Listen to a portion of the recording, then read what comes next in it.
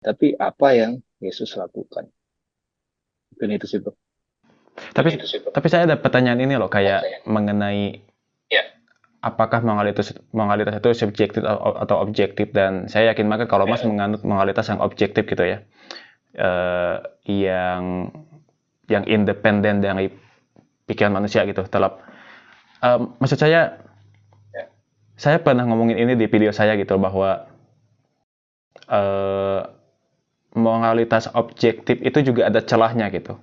Contohnya adalah ketika si William Lane Craig ditanya-tanya sama si Alex gitu ya, tentang pembantaian orang Kanaan itu. Koreksi kalau salah ya, tapi William Lane Craig itu dia bisa, yes, William Lane Craig itu dia menjustifikasi uh, pembantaian di Kanaan itu, termasuk termasuk pembunuhan anak-anak dan hewan gitu loh. Ya kita bisa menjelaskan, kayak si William kan juga menjelaskan ya, ya ada alasan juga kenapa Tuhan menyuruh hal ini gitu loh. Tapi tetap di pandangan modern itu masih hal yang kayaknya menyeramkan deh. Kalau misalkan ada suatu wilayah yang jahat banget sampai kita disuruh untuk mengusir itu, kalau mereka tidak mau keluar dari tanah mereka, kita bantai mereka, dan kita boleh untuk membunuh anak-anaknya, bahkan anak-anak yang gak bersalah kan ya. Dan William Lane Craig di sana bilang, ya itu nggak apa-apa, toh anak-anak itu juga bakal masuk surga kok setelah mati. Nah, maksudnya tanggapan saya untuk moralitas objektif itu seperti itu gitu. Pandangan Mas kayak gimana? nah, justru menurut saya yang seperti itu jatuhnya subjektif.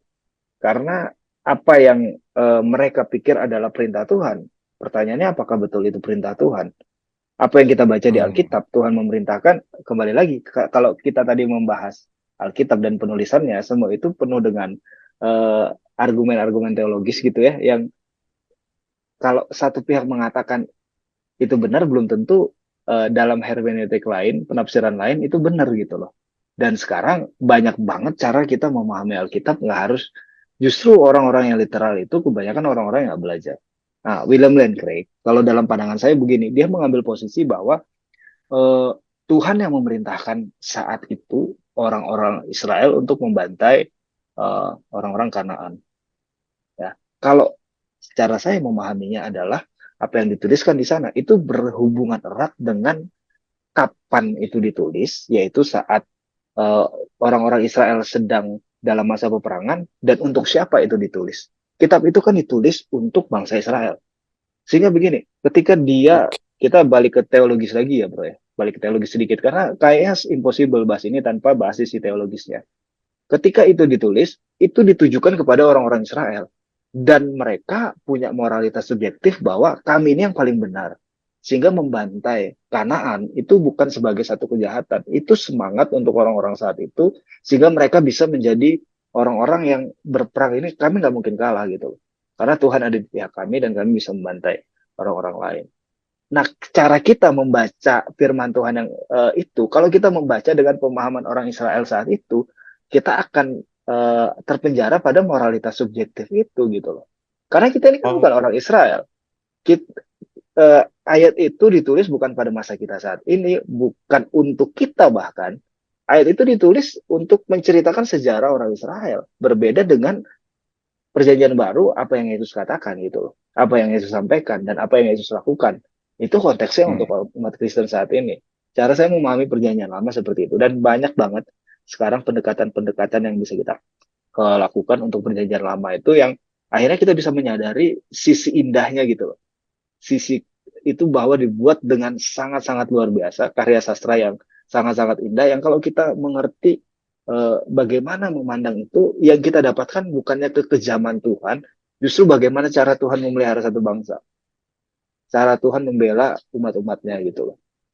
Ya. Tanpa kita mengindahkan moralitas objektifnya. Makanya Yesus datang ke dunia ya. Ini kalau kalau dalam sisi teologi saya, bro ya, pandangan teologi saya, kenapa Yesus harus menjadi manusia? Selain kalau kita ngomong menebus dosa ya, orang-orang ateis akan bilang ngapain? Saya nggak mau kok dosa saya ditebus, kan bisa aja kayak gitu.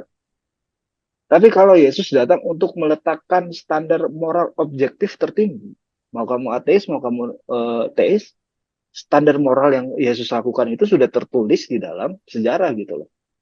Dan itu sudah ditetapkan kan namanya Tuhan jadi manusia gitu kan. Otomatis apa yang Mm-mm. dia lakukan itu sudah menjadi standar objektivitas tertinggi. Apa yang dia lakukan ya sudah, kamu mau percaya nggak percaya nggak masalah. Tapi dia sudah meletakkan standar baru itu. Makanya namanya kan perjanjian baru gitu. Karena apa yang dia lakukan di situ menghapus, menggenapi apa yang sudah ada di perjanjian lama. Jadi cara saya memahaminya seperti itu ya, Bro. Kalau di perjanjian lama itu bukan berarti Tuhan itu kejam, tapi karena penulisan Alkitab saat itu memang untuk bangsa Israel. Cara kita membaca juga harus dengan pola pikir yang seperti itu. Itu bukan ayat untuk semua orang gitu loh. Bukan untuk orang Indonesia apalagi ya gitu. Saya nangkapnya jadi kayak gini ya Mas, bahwa Nah, apa yang dianggap William Lane Craig sebagai objektif morality itu sebetulnya ya, nggak objektif amat kok. Itu ya sebetulnya, objektif kan. nah itu sebetulnya subjektivitas dia juga kan. Ya, Nah, betul. saya jadi mikir bagaimana kalau misalkan ada orang yang memandang bahwa oke, kita punya objektif moralitas dari mana dasarnya dari Tuhan. Tapi kan Ya, balik lagi ya, bagaimana dia menafsirkan Tuhan itu juga jatuhnya subjektif lagi gitu loh. yes, So, yes. apapun yang kita klaim sebagai objektif moralitas itu sebetulnya bukan moralitas objektif dong kayak gitu. Menurut Mas kayak gimana?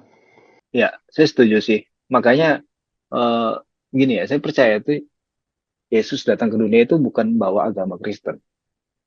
Karena Oke. perintah terakhirnya ketika dia naik ke surga kan, jadikanlah semua bangsa muridku gitu kan.